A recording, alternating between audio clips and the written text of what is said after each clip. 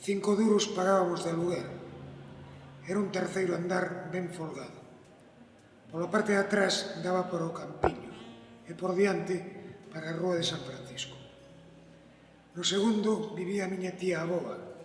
Tiña unha peza chea de paxaros disecados que só abría os días de festa para que os nenos disfrutésemos nela. Aínda vivía a miña mãe e todos os meus irmáns vivían.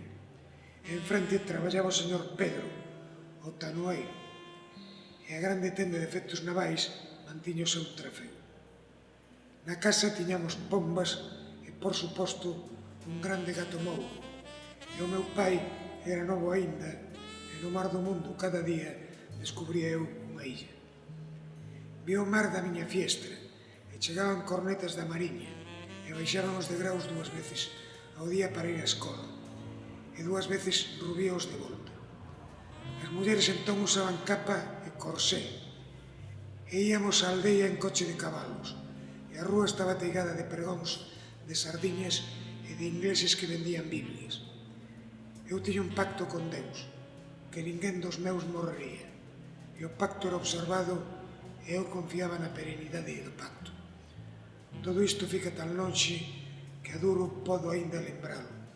Esqueceríao dentro de pouco tempo se non escrevese estes versos.